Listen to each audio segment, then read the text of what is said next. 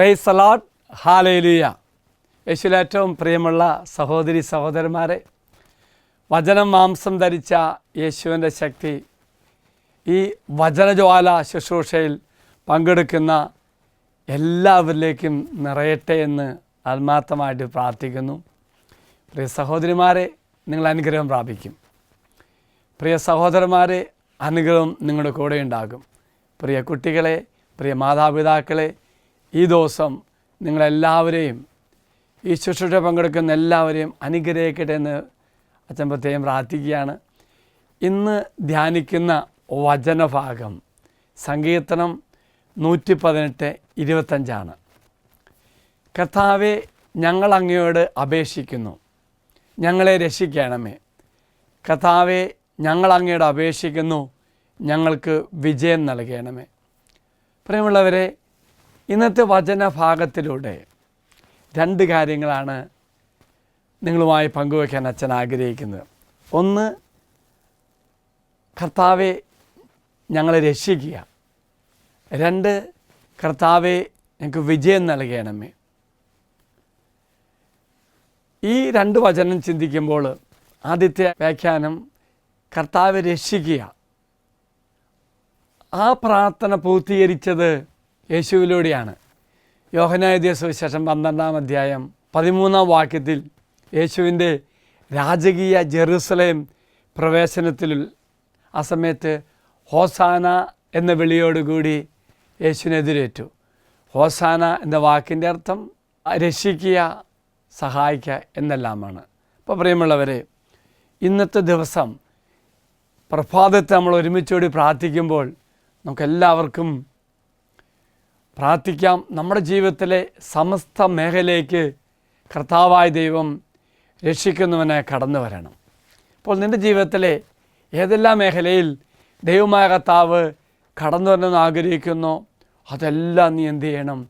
ഇന്ന് ഈശ്വര പക്കലേക്ക് സമർപ്പിച്ച് പ്രാർത്ഥിച്ചോളണം. തീർച്ചയായിട്ടും ഈ വചനത്തിൻ്റെ യോഗ്യതയാൽ ദൈവം നിന്നെ രക്ഷിക്കും.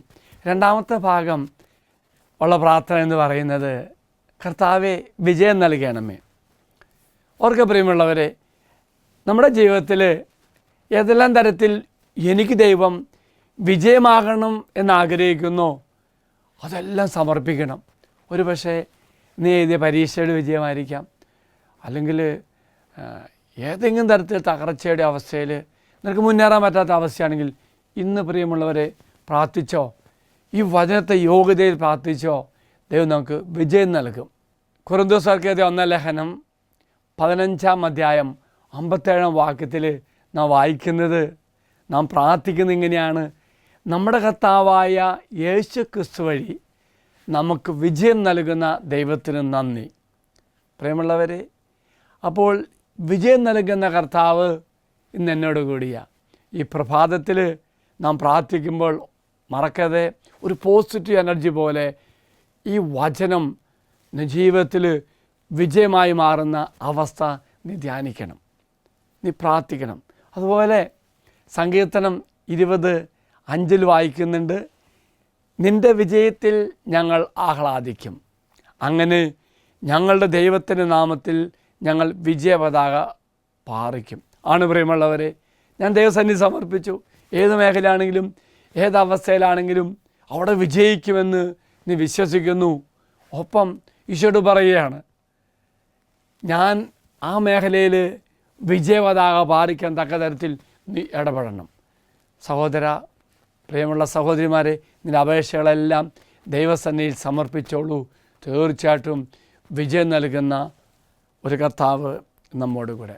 ഓർക്കുക പ്രിയമുള്ള സഹോദരങ്ങളെ, ഇന്നത്തെ ഈ വചനഭാഗത്തിലൂടെ സങ്കീർത്തനം 118:25 മറക്കരുത്. രണ്ട് കാര്യമാണ്.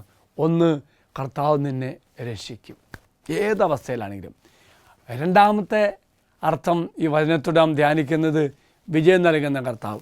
ഓർക്കെ പ്രിയമുള്ളവരെ, വിജയം നൽകുന്ന കർത്താവും രക്ഷിക്കുന്ന കർത്താവും നിങ്ങളോട് കൂടെ ഇന്നുണ്ടാകട്ടെ. അല്ലപ്പുറമായിട്ട് ദിവസം മുഴുവൻ ഈ ദൈവത്തിൻ്റെ സാന്നിധ്യവും എല്ലാം അനുഭവിച്ച് ജീവിക്കുവാൻ ദൈവം നിങ്ങളെ അനുഗ്രഹിക്കട്ടെ എന്ന് പ്രാർത്ഥിക്കുന്നു.